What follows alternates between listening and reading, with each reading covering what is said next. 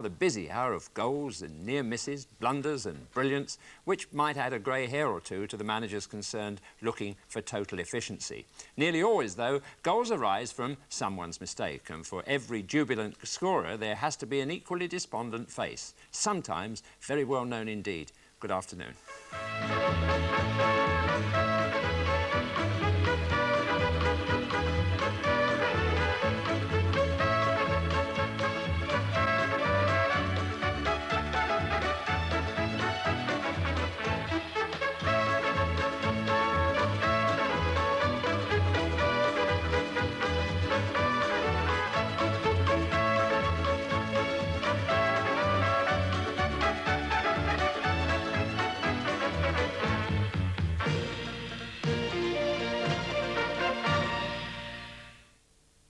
The Geste brothers are now reunited in the French Foreign Legion and have made 2 good friends and 1 dangerous enemy. Part 5 of our serial Beau Geste in 10 minutes.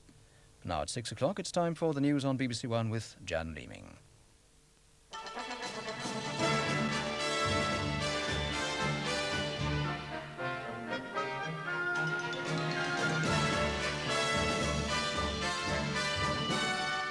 A revolutionary court in Libya sentences a British engineer to 12 years in prison and fines him £100,000. The charges against Mr. Robert Maxwell, who lives in Ayrshire, aren't clear. It seems he was accused of accepting money illegally in the course of his job.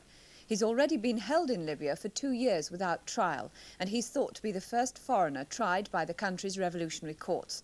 Mike Wooldridge was the only British journalist at the courthouse in the Libyan capital. The trial lasted a little under 2 hours, was conducted in Arabic and recorded by Libyan television, and Mr. Maxwell watched the proceedings from a dock surrounded by a metal grille. Officials from the British Embassy had been asked to attend, but were ordered to leave the court when the trial started because they did not have written invitations.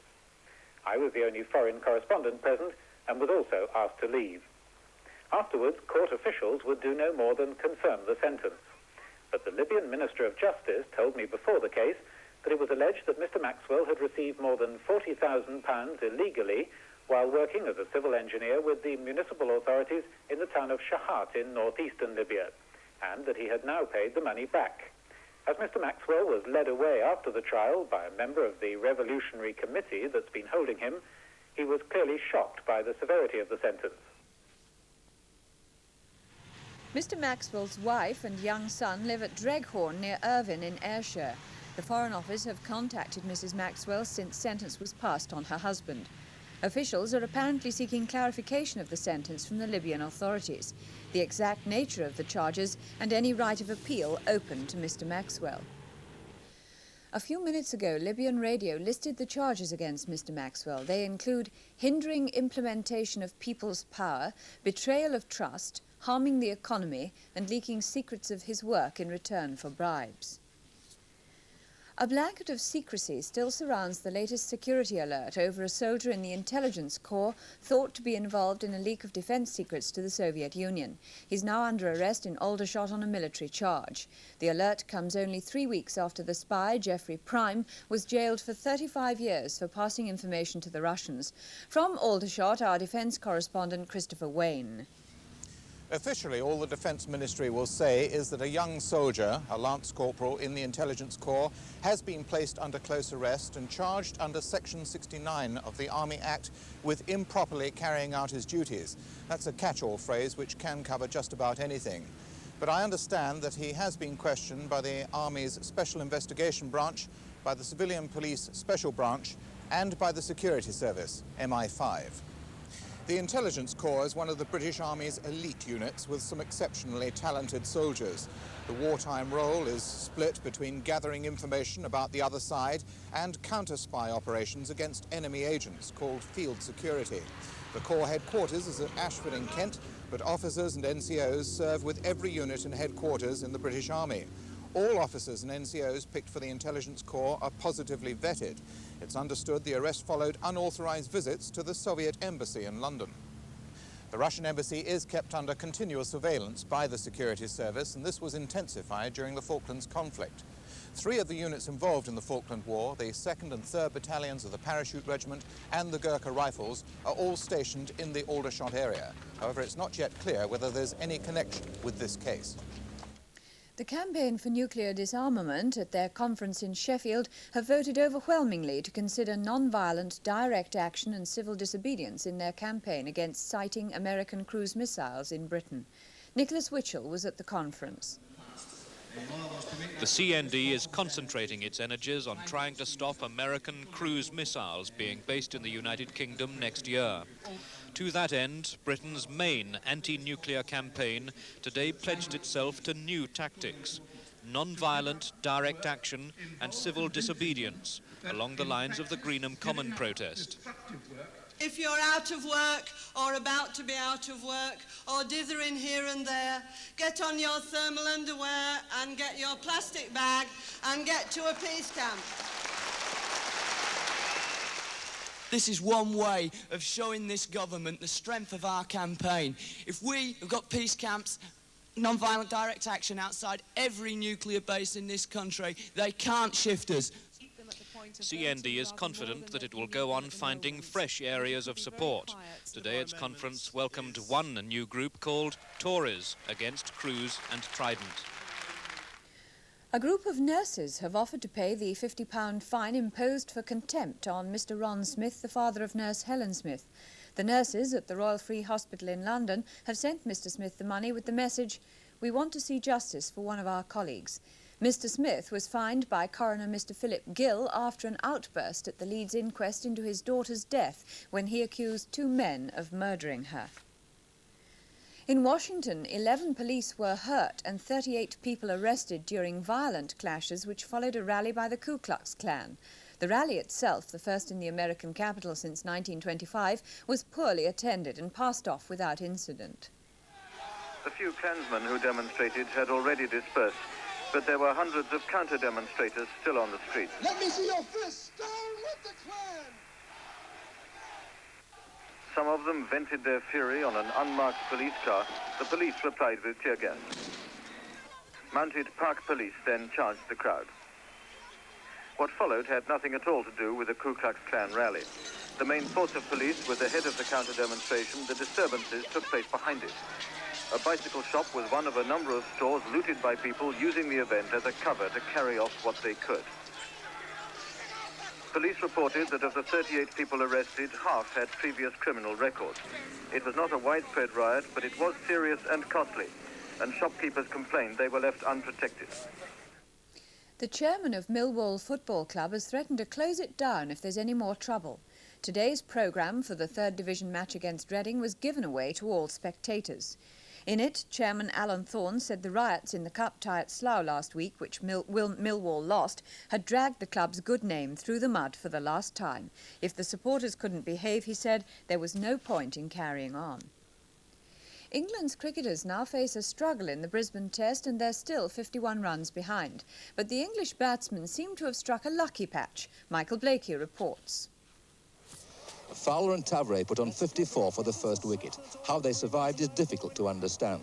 It contained few positive strokes, and the catches, which had been a feature of the first innings, began to go down. That's good. Be out, misses and slips it. A rare flash of aggression from Tavray, who drove the ball straight at border. Oh, yeah, he's dropped, but it wasn't really... Fowler made his top score of the tour. A cat's supposed to have 9 lives, well, Fowler used up 4 today.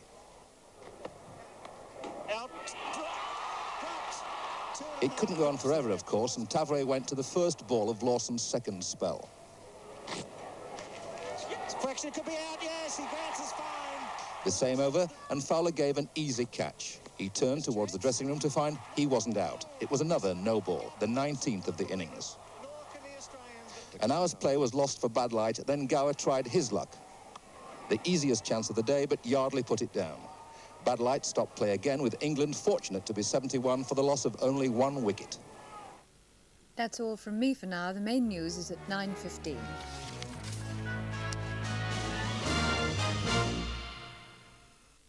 Good evening. Well, there's going to be a good deal of dry weather over the country during the weekend with this ridge of high pressure building up. But in the northwest of Scotland later tonight and during tomorrow, this warm front could well give a little rain and drizzle at times. But let's have a look at tonight's weather first. And there's still a few scattered showers about over Scotland and coming down through the North Channel here, affecting these northwestern coasts. But most of those should be clearing away overnight. But later on in the night, especially in northwestern areas, cloud will thicken and there will be a little rain and drizzle in the extreme northwest of Scotland, probably falling as snow on the hills there. And you find these northwesterlies becoming quite strong southwesterlies. The rest of the country, though, dry and clear, but quite a frosty night again. And I think by the morning there could be a few shallow mist and fog patches. But then during tomorrow, a good deal of dry weather around, any mist soon clearing and a fair amount of sunshine, particularly for England, Wales and South East Scotland. But in northwestern areas, particularly the northwest of Scotland, there will be a little bit of rain at time. And then again in the far north, in the Northern Isles there. Temperatures a little bit higher than today's, around 7 to 9 centigrade, the upper 40s Fahrenheit. That's all from me. Good evening. Entertainment for Sunday evening here on BBC1. At 7:15, Heidi High, and Ted eagerly awaits a visit from his ex-wife. You never talk much about her. What's she like? You know that picture of the Mona Lisa in the Louvre? She's like the attendant who guards it. At 7:45, part 2 of Haywire, the tragic story of a family growing up amid fame, fortune and glamour. Most people would be grateful just to have him alive. At 9:25, That's Life. 1. Now 2. Now 3. Sit down. 6. In Omnibus at 10:05, Barry Norman looks at the work of sculptor Raymond Mason, hardly known in his native Birmingham, but after working for many years in Paris, he now has an exhibition in London's Serpentine Gallery.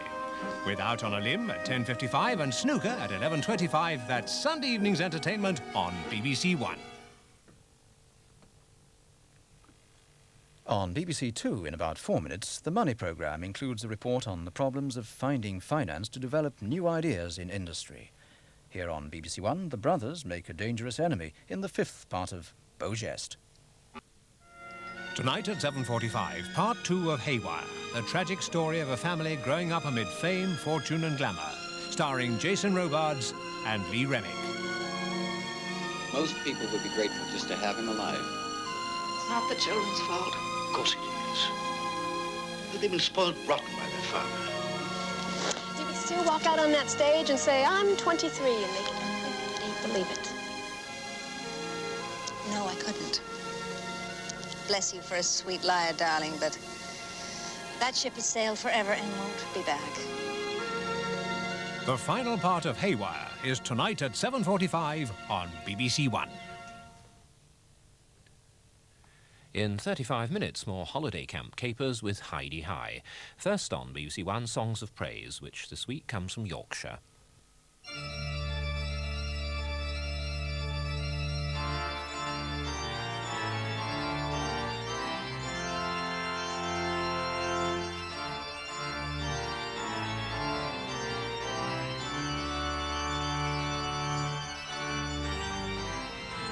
Skipton lies on the Leeds and Liverpool Canal.